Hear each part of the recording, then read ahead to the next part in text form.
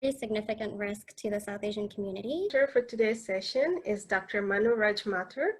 Dear audience, Dr. Manu is a dental surgeon with a PhD in epidemiology and population health from University College London and a master's in public health with specialization in epidemiology from the University of Glasgow, UK. He is currently working as a head of health policy and additional professor as Public Health Foundation India, New Delhi, and as a senior lecturer in dental public health at University of Liverpool, UK. He has been a recipient of a prestigious Fogarty International Clinical Research Scholarship for the year 2010-2011 for his doctoral study and Wellcome Trust Mid-Career Fellowship to undertake work on psychosocial determinants of oral health inequalities in India. He is a commissioner on the recently constituted Lancet Commission on Global Oral Health. He has more than 100 publications in leading international journals, and his area of expertise lies in advanced epidemiologic methods, operation and health system, and policy research and health promotion. He is currently leading several large-scale projects from MRC UK, Global Bridges Consortium, and Government of India. Dr. Manu, it's our pleasure to have you today. You are welcome to step in, please. Thank you, Nabila. So I just want to add one thing. Today's all presenters are proud Canadian. Dr. Manu is not exception. He is a Canadian working in England now. Dr. Manu, go ahead. Thanks, Dr. Bui, and thanks for the introduction. And thanks for inviting me. Hello, everyone. I hope you all are staying safe and doing fine. I'm right now in Liverpool, and it's 12:30 a.m. in the morning. Happy Diwali to those who are celebrating Diwali today. We are in lockdown, and we have the dubious distinction of being the city with the highest infection rates in Liverpool, in United Kingdom right now. So what I'll do is in the next 10 to 15 minutes, what I'll try to do is I'll try to develop or establish a link between oral health and diabetes. After an excellent presentation by Dr. Nafisa on what are the various pharmacological aids available for diabetes, it is important to understand what are the various comorbid conditions or what are different conditions which are associated with diabetes, which leads to exacerbation of diabetes or where diabetes leads to certain systemic complications. And one of the major systemic conditions which is affected by diabetes or which is associated with diabetes is oral health. Just to give you an example, and this is interesting because Lion Surya was talking about he being an insurance, he's from the insurance sector. You hear about a lot of medicines, you hear about a lot of diseases which are covered under insurance. And oral diseases are something which are not covered by many insurance companies all over the world. So the treatment of oral diseases is both extensive as well as expensive. And as per some of the estimates, it constitutes about 5% of the total expenditure on health. It can affect anyone, anytime. So it can start as young as 18 months when you start getting your first dentition or even before that. And it can present at any stage of your life course. Almost half of the people across the globe are affected by oral health. And they are one of the most prevalent conditions globally. So these are one of the most common diseases, which are often ignored because until and unless you start feeling pain or discomfort, you don't go to a dentist or you don't really feel that these are problems. Now, before I go into the details between the linkages between oral health and diabetes, it is important to know where the world is going on, with oral health. So there are these two world maps in front of you right now. One is from 1990 and the other one is from 2016. And what I want to show is that let's not go into the details of this, but just look at the colors. It is becoming darker. It is moving towards the yellow and the orange side, which shows that the disability which is caused due to oral disorders is increasing globally. So people are becoming more and more disabled due to oral diseases. And along with cardiovascular diseases, diabetes and cancer, this is the only condition which is worsening with the advent of time. And this is something which we have to worry about. If you look at Canada, for example, it was light green and now it is somewhere in the orangish shade. And the oral health in Canada is actually poorer than the oral health in United States, for example. So this is something really which has to be, taken into cognizance and something to worry about. And as I was mentioning, the impact of oral diseases is not only, pain, discomfort, or lack of self-esteem, or sleepless nights, or fear of sitting on a dental chair. It goes much more beyond that. Oral diseases can lead to social isolation. It can lead to time of work, time of school. It leads to compromise in social attractiveness. So there are various professions which require you to have a very good set of dentition. And all of these on a larger scale leads to reduced productivity of workforce. It leads to a lot of cost on the national health system, and it can lead to poor educational performance. So it has got a very, very strong impact on the sustainable development of a nation. What we are seeing in 21st century is that the population all over the world is aging. And this is mainly due to many things. We have got advanced medical technologies in place, life expectancy is increasing all over the world. And this aging population has got a strong impact on the increasing number of people suffering from diabetes. So we have got an increasing population now which is suffering from diabetes. And this aging population has got a direct impact on oral health also. Now, what is happening is that there is a bi-directional relationship between oral health and diabetes, and both of them are putting each other at threat. Again, some statistics. This is important to know because what I have done is here, I've looked at number of cases of diabetes in countries in 2011 and what is the projection in 2030. And you can see that it is the developing countries of the world where the most concentration of diabetic patient is located. And if you look at the column on the right, most of these are the countries from where people migrate. So they carry the disease, they suffer from diseases, and wherever they go, they are the people who are worst affected by diseases, like diabetes. And this has got an important, very, very important impact on the kind of services which are offered or the kind of support which they can get. We all know that risk of diabetes increase with increase in dietary sugar, with increased level of smoking, higher alcohol intake, higher stress, being overweight, and due to lack of physical inactivity. What is important for us to understand is that for all non-communicable diseases like diabetes, there are a set of common risk factors. Now, if you can control these risk factors, you can not only control diabetes, but you can control a number of these chronic or non-communicable diseases. So for example, if you have a healthy diet, you can not only control your weight, you can reduce obesity, but you can also help in reducing cancer incidence. You can help in reducing your risk of heart diseases, and you can also improve your oral health. So when we are talking about people living with limited resources, and you can't just spend money on each and every disease condition, it is very important to control these risk factors.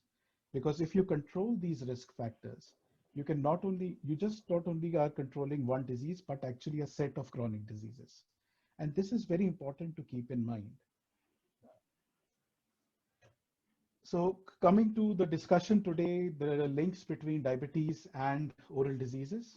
Diabetes actually can lead to a number of oral diseases.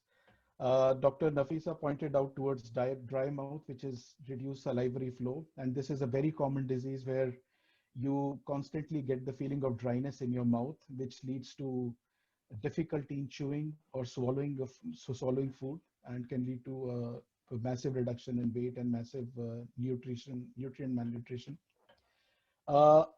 Diabetes can also lead to diseases of gums. It can lead to inflammation of gums, bleeding from the gums, and it's very common. In diabetic patients, you see bleeding gums or swollen gums.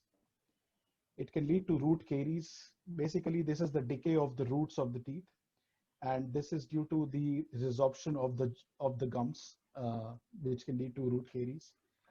It can also exacerbate oral candidiasis, which is a fungal infection which is caused by high blood sugar or salivary dysfunction or impaired immune system in the body.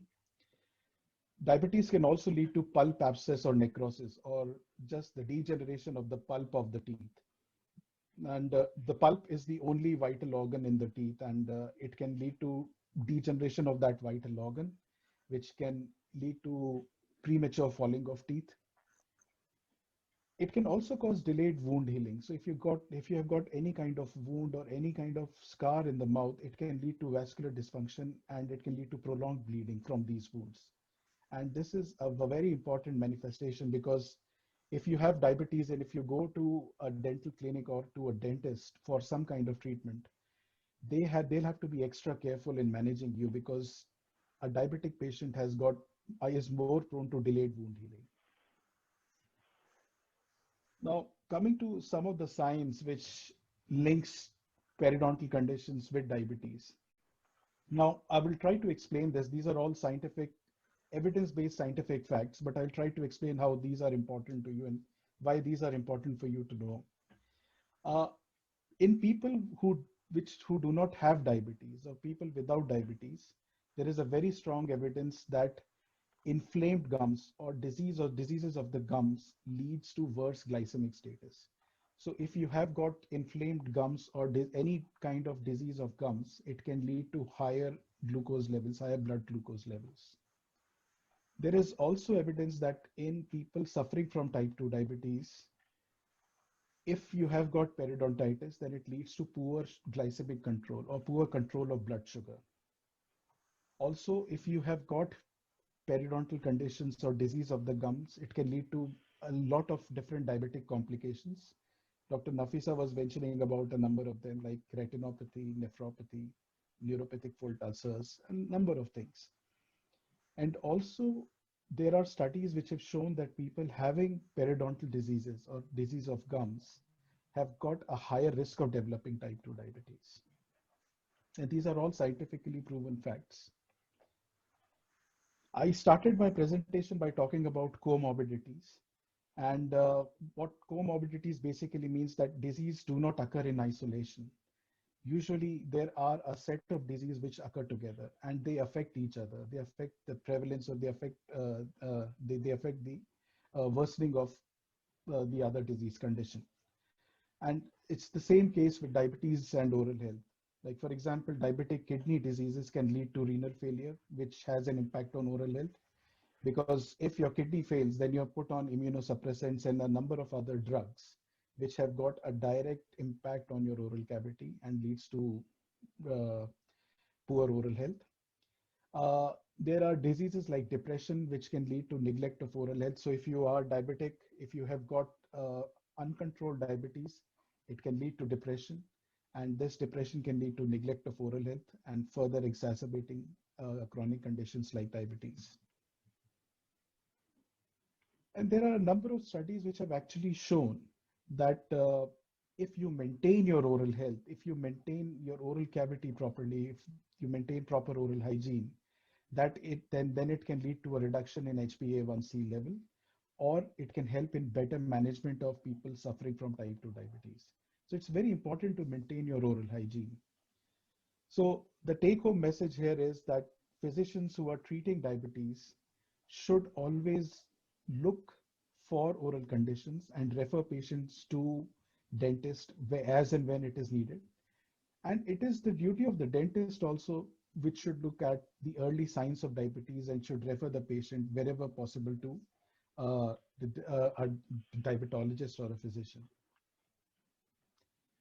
So how to stop the risk of diabetes? You have to add fresh fruits and vegetables to your diet. You have to increase your physical activity, and you have to reduce sugar intake in the food. Most important thing is reducing this sugar intake. Now, when we start talking about sugar, there are a number of misconceptions which are going around, in the society. Now, there are two kinds of sugar which you can encounter.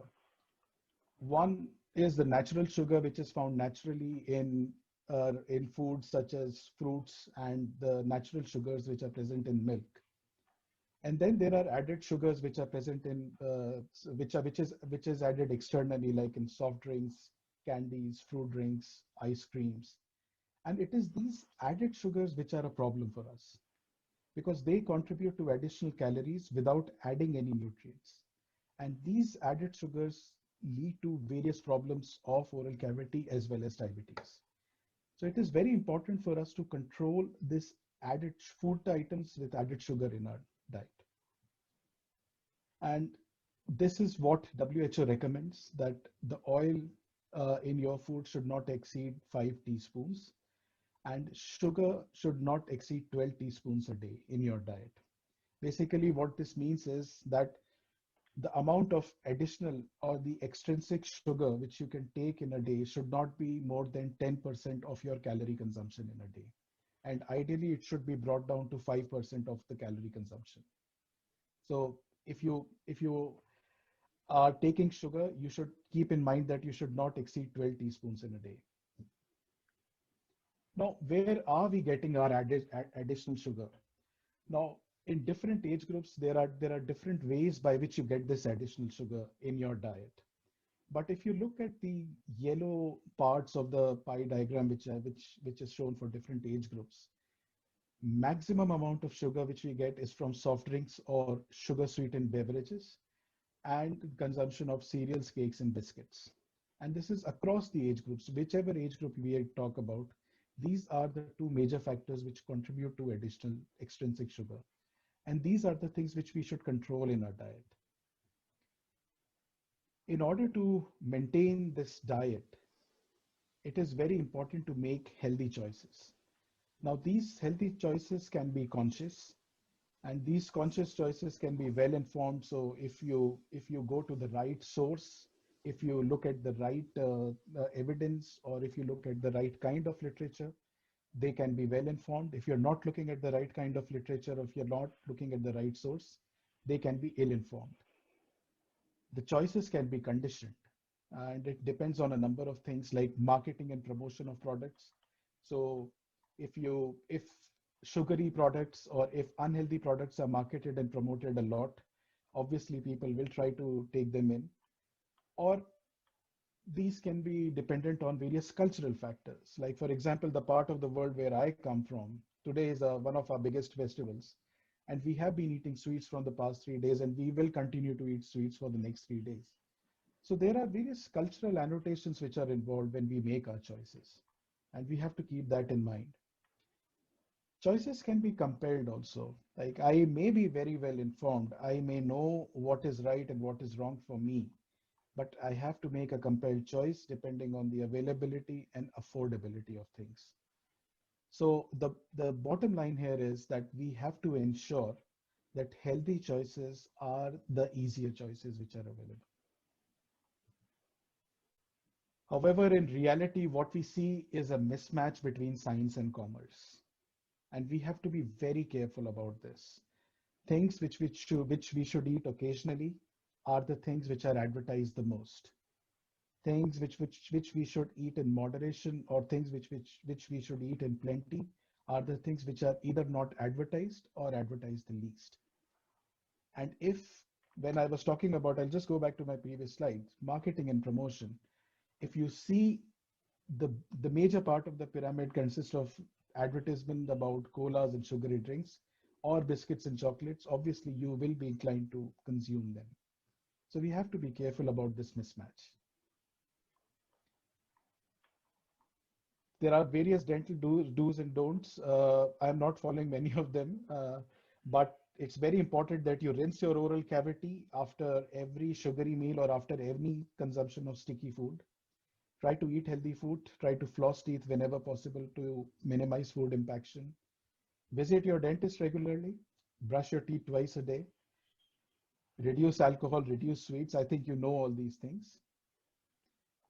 I would just like to spend 2 more minutes on the way to brush our teeth. And this is something which we all fail. And before joining dental college, this was a problem with me also, that we have no idea on how we should brush our teeth. And normally what we have to follow is a circular motion over the visible white portion of the teeth. So if I join my jaws like this, I have to do a circular motion for my front teeth as well as the teeth, as well as the chewing surfaces of the teeth. And then to clean my gums, I have to do a sweeping motion. So for the upper jaw, it has to be a sweeping motion from top to bottom. And for my lower jaw, it should be from lower to the higher quadrant. So sweeping motions between the gums and the teeth. And for the white portion of the teeth, chewing portion of the teeth, it has to be a circular motion. Now, there are a lot of questions about what kind of brush is important for us. Now, there is no rule of thumb, or there is no such thing as a good brush or a bad brush. It depends on a person's need. It depends on your comfort level. So if you are someone who can handle a straight handle brush, that's the most easy and conventional brush to use. You can also use a contra angle brush. For example, it increases the access to the backside of your oral cavity. So it is good to clean difficult areas. Then there are flexible handle brushes which are available where, you know, it is for those people who apply excessive pressure on the teeth, which is not required. People, in order to get good grip, have got rubber handles on their brushes. So there is no golden rule, or there is no set rule that this brush is good or this brush is bad. It depends on a person's need, and any and every brush is good. Then there is also a thing about putting in a lot of toothpaste on the toothbrush. Well, that's not required at all. Actually, you're doing harm to yourself if you're putting a lot of toothpaste on your toothbrush. We just require a pea-sized blob on your toothbrush. That's it. This will do the work. The most important thing is the motion of your hands, your wrist. If you are doing circular motion and sweeping motion properly, toothpaste has got a very limited role to play in order to clean your teeth. And then always remember that you should have a fluoride toothbrush, toothpaste, which you should use. And try to stay away from desensitizing toothpaste until and unless it is prescribed by a dentist, or the whitening toothpaste, you know, because they cause more harm in long run. They might give you that whitening thing, but they cause more harm in the long run. Okay, thank you, Manu. I think the link you can put in the chat box due to the time, so we can share with them. I'll share this link. So this is something which we prepared for one of our projects. This is a video which gives you some information about how you can responsibly consume sugar. We'll put the link in the chat box, and if you are interested, you can look at the video. Thank you very much.